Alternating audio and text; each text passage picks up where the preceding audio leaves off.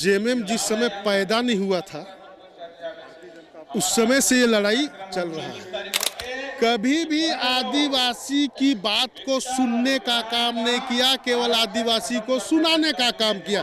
जिस प्रकार से अभी सुनाने का प्रयास कर रहा है कि शेड्यूल ट्राइब से हट जाएगा, फलाना से हट जाएगा, ये सुनाने का काम कर रहा है। बाबा कार्तिक उरांव ने जिस बात की मांग वर्षों पहले की थी, आज आदिवासी जनजाति सुरक्षा मंच उसकी मांग को लेकर रांची के मोराबादी मैदान में उलगुलान डिलिस्टिंग महारैली कर रहा है। हमारे साथ बीजेपी से राज्यसभा के सांसद समीर उरांव जी हैं। समीर जी, ये मुद्दा अब आपको इतने साल बाद क्यों लग रहा है कि बेहद जरूरी है इम्प्लीमेंट करना, जबकि आपके विपक्षी कांग्रेस जेएमएम कह रहे हैं ये सामाजिक मुद्दा नहीं है, ये सिर्फ आप लोग पॉलिटिकल मुद्दा बनाना चाहते हैं? ऐसा है, जेएमएम जिस समय पैदा नहीं हुआ था उस समय से ये लड़ाई चल रहा है। तो जेएमएम आज बोलता है राजनीतिक मुद्दा है, तो डिफरेंट विषय है।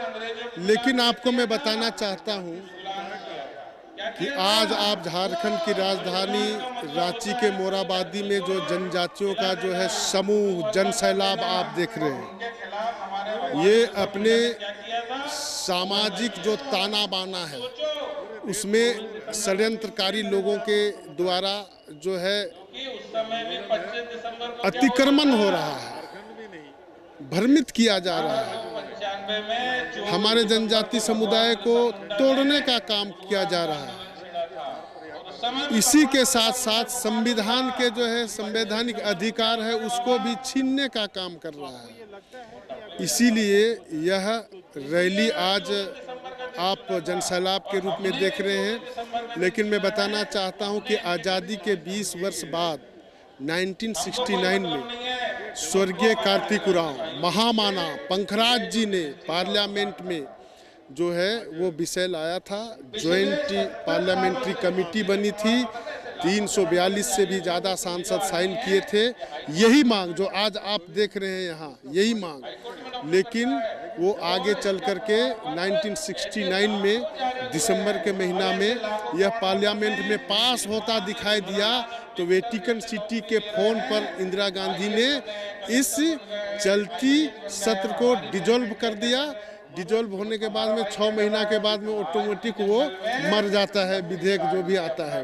तो वो आदिवासी की मांग को यही कांग्रेस के लोगों ने दफन करने का काम किया, उसको कुचल देने का काम किया, समाप्त करने का काम किया ये कांग्रेस के लोगों ने। उस समय से मांग आ रही है। इसीलिए मैंने बोला कि जेएमएम बोल रहा है कि राजनीति हो रहा है, तो जेएमएम तो पैदा भी नहीं हुआ था, उस समय से ये मांग शुरू हुआ है। 1969 में जेएमएम पैदा भी नहीं हुआ था। एक धाड़ जो है उसको समझना चाहिए, वो क्या बात करेगा, क्या समझेगा, क्या जानेगा। इसीलिए मैं बताना चाहता हूँ कि आज जो है ये जो धर्मांतरित लोग जो हैं उनकी ये सूची से नाम हट जाना चाहिए, इसलिए कि वो दोहरा लाभ ले रहा है। एक तरफ संख्यक अल्पसंख्यक है, दूसरी तरफ आदिवासी है। आप नहीं चलेगा ना, इसीलिए देख रहा है। इसलिए मैं इस रैली में, मुझे आप देख रहे हैं, मैं पहले समाज का हूँ, इसके बाद मैं राजनीति में हूँ। इसीलिए मैं जो है अपने समाज के साथ यहाँ पर उपस्थित हुआ हूँ। आप एसटी मोर्चा के राष्ट्रीय अध्यक्ष हैं, क्या ये पूरे देश का मुद्दा है या फिर आपको? इसका मुद्दा है पूरा देश, चाहे वो आप केरल चले जाओ, चाहे कर्नाटक चले जाओ, चाहे आप जो है नॉर्थ ईस्ट में बहुतायत की संख्या में वो लोग हैं, लेकिन वहाँ भी नागालैंड हो, अरुणाचल प्रदेश हो, त्रिपुरा हो और कमोवेश मणिपुर हो, इन सारे जगहों पे असम हो, सिक्किम हो, पूरे 7 सिस्टर स्टेट्स में पूरा जोर शोर से चल रहा है। साउथ में भी चल रहा है, चाहे आपका गुजरात हो, चाहे राजस्थान हो, मध्य प्रदेश के अंदर में, छत्तीसगढ़ के अंदर में, उड़ीसा के अंदर में, महाराष्ट्र के अंदर में,